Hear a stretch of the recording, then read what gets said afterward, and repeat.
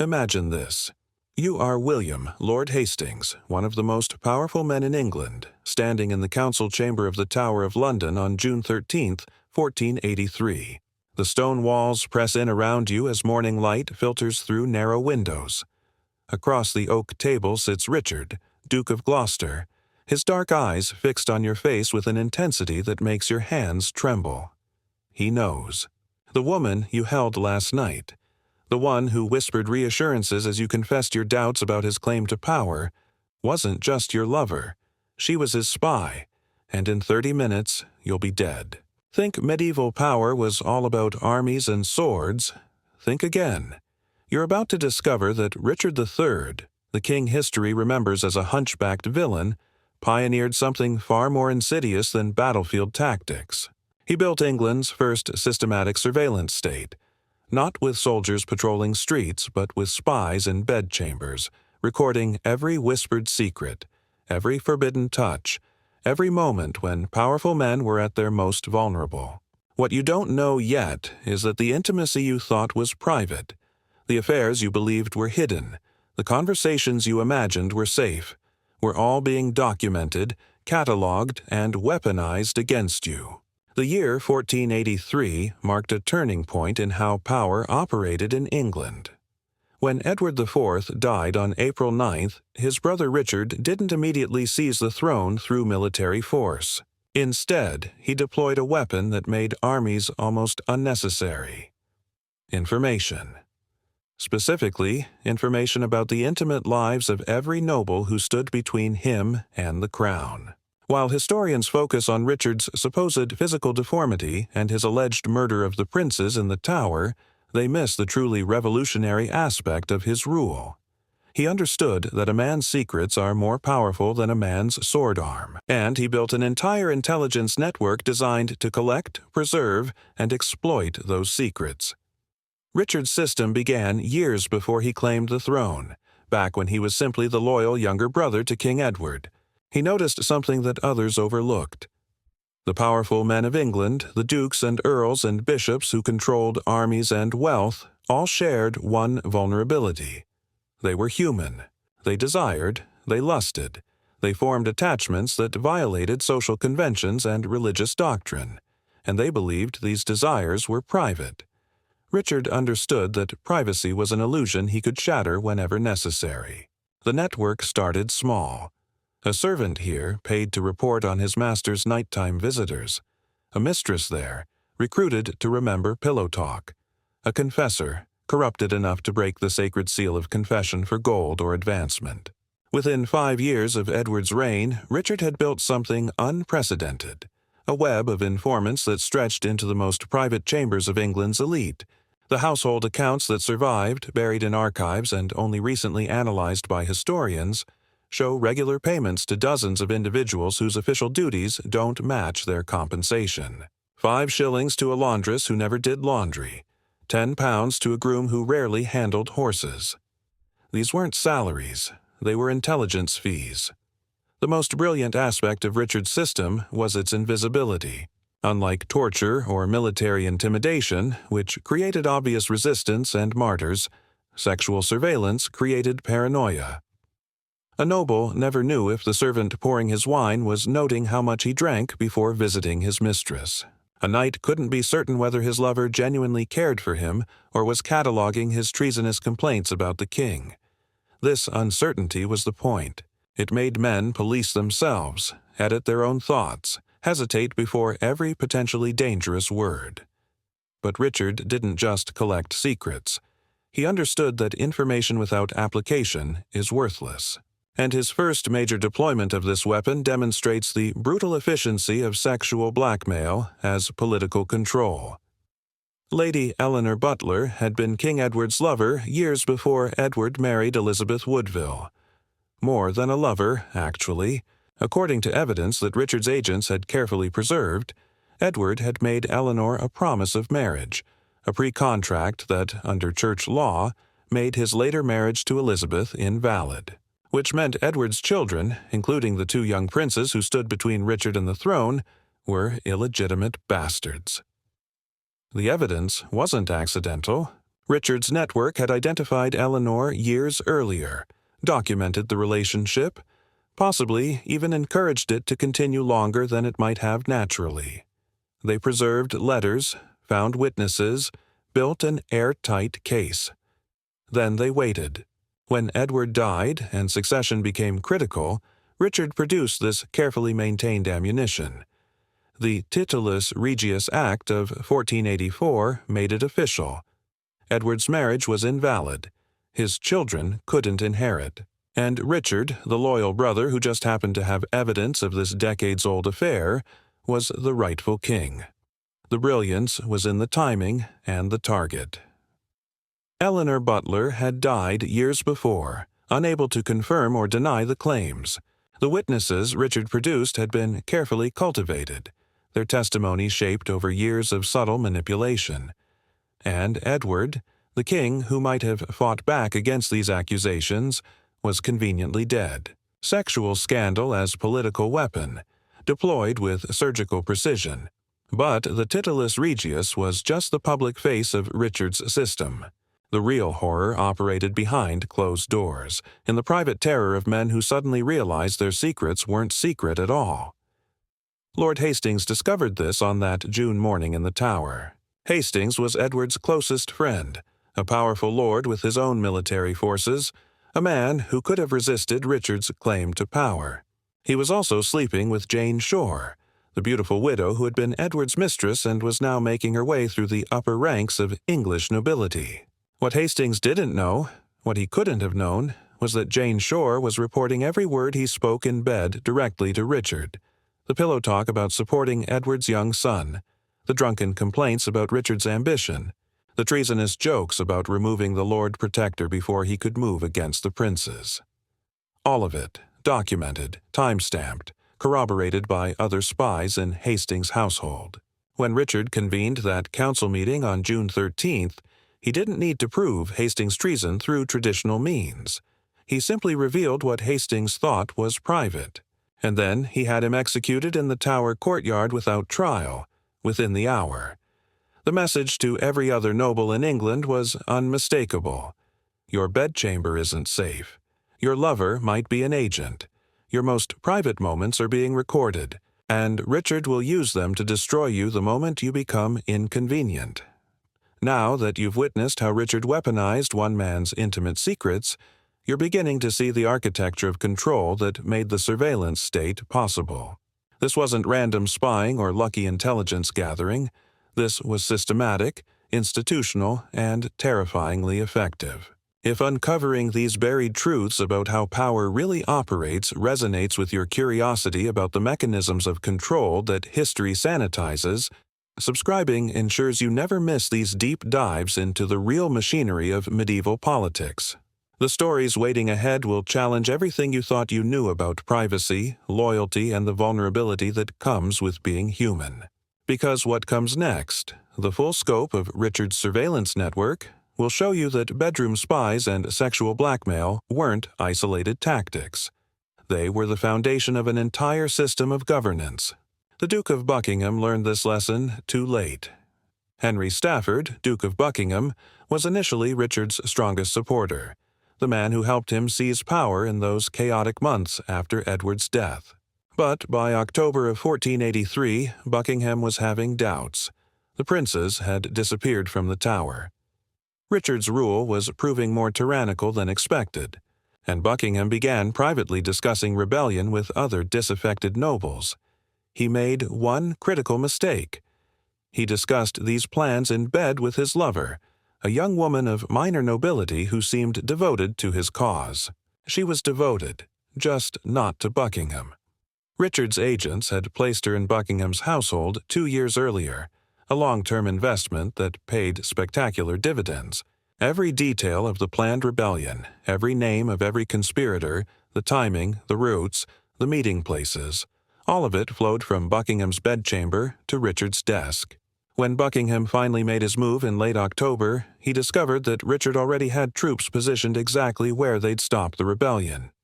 The conspiracy collapsed before it properly began.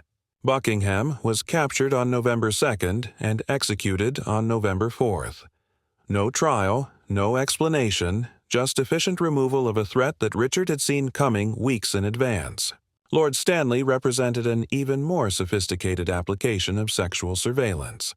Thomas Stanley was one of England's richest and most powerful nobles, a man who commanded thousands of troops and whose loyalty could determine the fate of kingdoms. He was also married to Margaret Beaufort, mother of Henry Tudor, Richard's primary rival for the throne. Stanley needed to be controlled, but he was too powerful to simply execute. Richard needed leverage that would keep Stanley compliant without pushing him into open rebellion. The solution was infiltration so deep, it bordered on violation. Richard's agents didn't just recruit Stanley's servants. They recruited his confessor, the priest who heard Stanley's most private sins and doubts. Church law made the seal of confession absolute, but Richard found that gold and promises of advancement could crack even sacred seals. Through the corrupted priest, Richard learned not just Stanley's political plans, but his fears, his insecurities, his relationship problems with Margaret. The psychological profile this created allowed Richard to manipulate Stanley with precision, applying pressure at exact points of vulnerability, backing off when Stanley seemed close to breaking completely. The genius was in the subtlety. Stanley never knew for certain that Richard had this level of access to his private life. He just knew that Richard always seemed to know too much, always appeared to anticipate his moves, always struck at his weakest moments. The psychological warfare was devastating. Stanley became paralyzed with indecision, unable to commit fully to either Richard or Henry Tudor, terrified that any move he made would trigger the release of secrets he didn't even know Richard possessed. Margaret Beaufort discovered that even correspondence wasn't safe. As Henry Tudor's mother and chief political operator in England, Margaret ran a sophisticated network trying to build support for her son's invasion. She used coded letters, trusted messengers, and elaborate security procedures. What she didn't know was that her primary courier, a man who had served her family for years, was simultaneously working for Richard. Every letter Margaret sent was copied before delivery. Every coded message was decrypted by Richard's growing team of intelligence analysts. Every meeting she arranged was observed by agents she never suspected. Richard didn't immediately act on this information. That was the truly sophisticated part. If he'd arrested Margaret the moment he intercepted her first treasonous letter, she'd have known about the penetration and others would have adjusted their security. Instead, Richard let the correspondence continue, using it to map the entire Tudor support network in England. He identified every noble secretly backing Henry, every merchant providing funds, every ship captain willing to transport troops. Then, at strategically chosen moments, he'd strike at specific nodes in the network, always making it look like accidents or unrelated events. A ship captain arrested for smuggling, a merchant whose loans were suddenly called in by the crown, a noble summoned to court at an inconvenient time. Margaret knew something was wrong but couldn't identify the leak. The paranoia this created within her organization was as effective as any military campaign. People stopped trusting each other. Communication slowed as everyone implemented their own security measures, making coordination nearly impossible. And through it all, Richard's spy continued delivering letters and reporting back, a cancer at the heart of the Tudor network. But Richard's system went beyond passive surveillance. In some cases, he actively manufactured the compromising situations he then used for blackmail.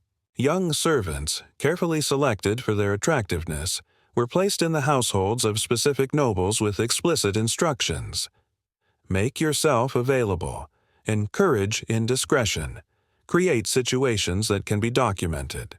It was entrapment on a scale that wouldn't be seen again until modern intelligence agencies perfected the technique.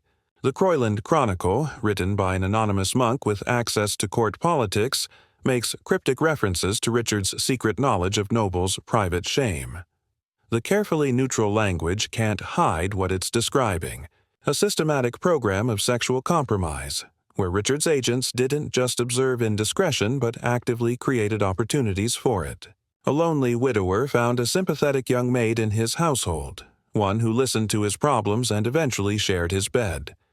A knight separated from his wife discovered a willing partner during his service at court.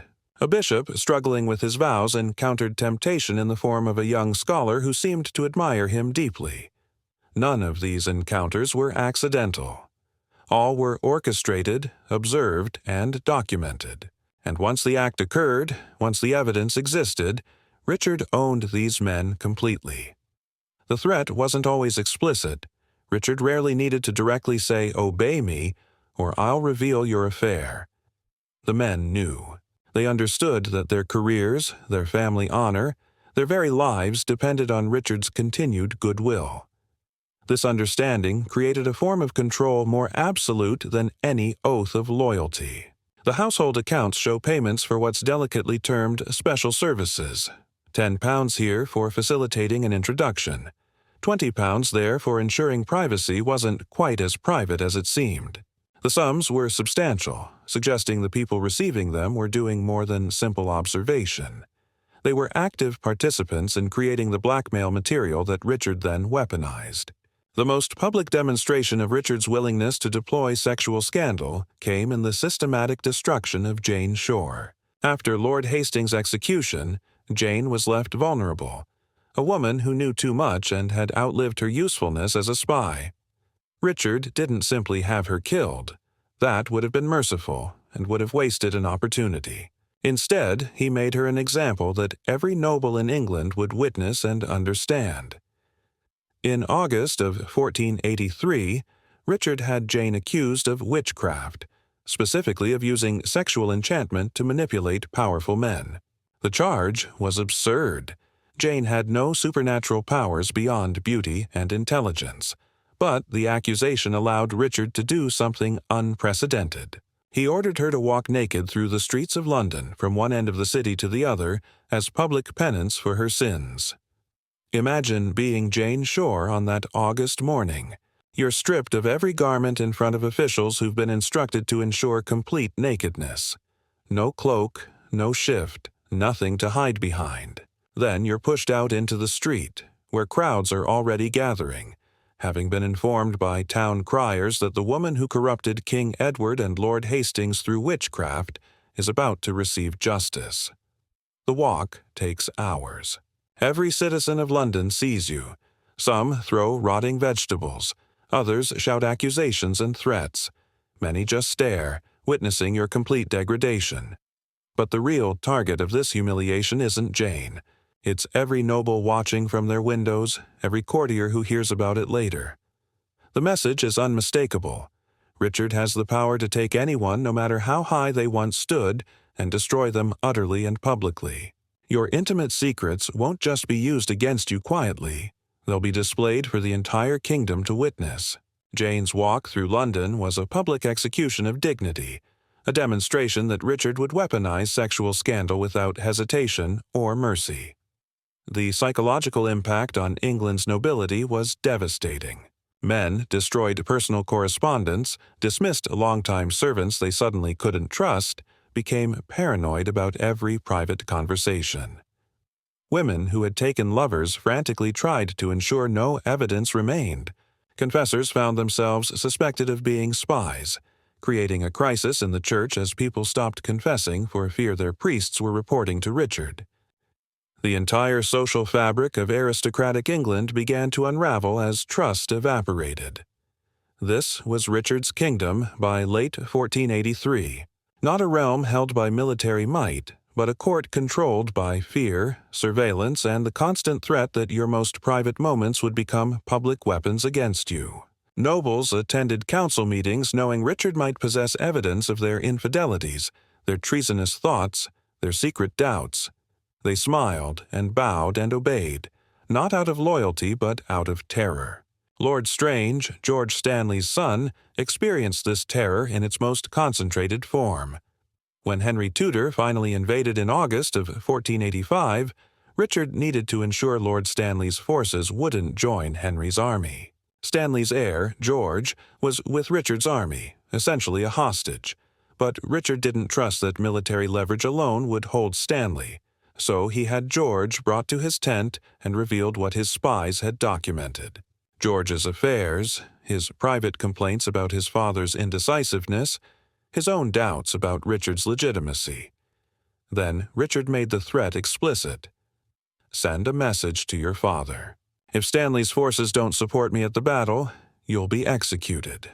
Not after the battle. Not if we lose.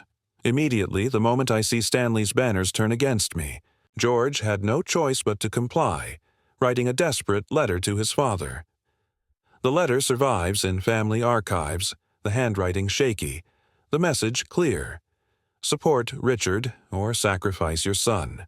Stanley received the letter on the night before the Battle of Bosworth.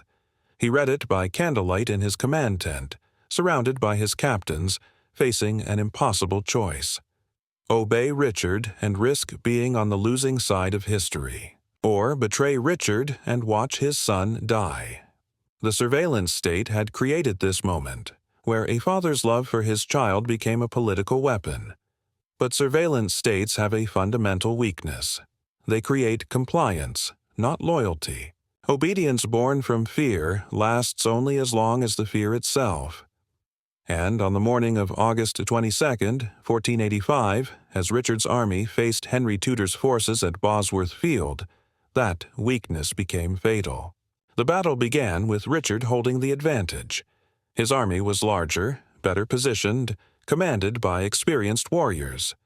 Victory seemed inevitable, but he had forgotten something crucial. Men who serve you because you know their secrets will abandon you the moment someone offers them freedom from those secrets.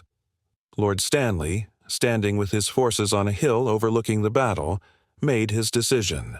Not to support Richard, not to save his son, but to wait, to watch, to see which way the battle turned.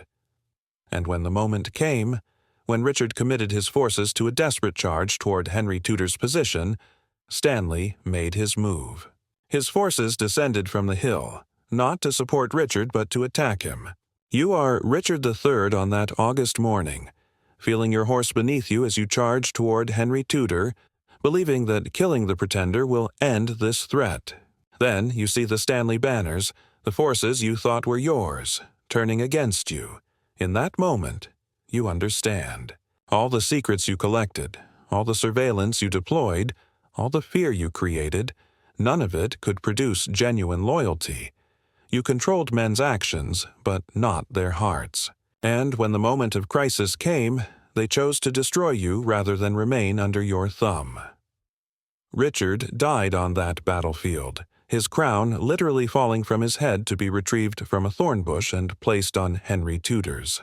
His body was stripped naked, thrown over a horse, and paraded through Leicester, receiving in death the same humiliation he had inflicted on Jane Shore in life. The surveillance state he built collapsed instantly. His intelligence networks disbanded. His agents fled or switched allegiances. The elaborate system of sexual blackmail dissolved as men seized the opportunity to destroy the evidence Richard had collected against them. The lesson of Richard's surveillance state echoes through history. Information is power, but power without legitimacy is brittle. You can control people through their secrets, manipulate them through their vulnerabilities, terrify them into compliance, but you cannot make them loyal. And when the moment comes that requires genuine commitment, genuine sacrifice, genuine faith in leadership, fear fails. The men Richard controlled chose liberation over loyalty, even at the terrible cost of Lord Strange's life, even knowing they might lose the battle. You came into this story thinking medieval power was about swords and battles, and now you leave understanding it was about secrets, surveillance, and the ultimate vulnerability of being human. This transformation of perspective, seeing how sexual blackmail could control an entire kingdom, is exactly why these buried histories matter. If this journey into Richard III's surveillance state has awakened your appetite for understanding how power really operates behind closed doors, subscribing means you'll continue accessing these revelations about the mechanisms of control that textbooks sanitize. Your curiosity about the real machinery of power deserves to be fed. While historians debate whether Richard murdered the princes or whether his spine was truly deformed, we now know his real legacy. He proved that privacy is a political construct, that intimacy can be weaponized, and that the most effective form of control targets what people desperately want to hide. Modern surveillance would make Richard weep with envy. Digital communications, location tracking, the voluntary surrender of private information through social media, all of it creates opportunities for control that Richard could barely imagine. But the fundamental dynamic remains unchanged. Collect secrets, exploit vulnerabilities, create fear of exposure, and watch people police themselves more effectively than any army could enforce. The technology evolves, but the technique endures. Standing in that council chamber on June 13, 1483, Lord Hastings had one final realization before the guards dragged him to his execution. The woman he loved never loved him. The conversations he thought were private were performances for an audience. The power he believed he possessed was an illusion that Richard could shatter with a few words. His entire world, revealed as a stage where Richard directed every scene. That terror, that sick understanding of how completely he'd been compromised, is what Richard's system was designed to produce. Not rebellion crushed through force, but rebellion prevented through fear. Compliance achieved through the simple threat that your secrets might become public knowledge. The bedroom spies are still watching. The methods have changed, but the principle endures. What you think is private, what you believe is hidden, what you imagine is safe, all of it can become ammunition against you in the right hands. Richard III's legacy isn't the princes in the Tower or the battle at Bosworth. It's the understanding that sexual blackmail, deployed systematically and ruthlessly, can control a kingdom more effectively than any army. The surveillance state he pioneered didn't die with him on that battlefield. It evolved, refined itself, and waits patiently in every age for someone clever enough to deploy it. Your most intimate moments remain your greatest vulnerability, and power will always seek to exploit that weakness. That's the truth Richard understood 500 years ago, and the truth that continues to shape how control operates today.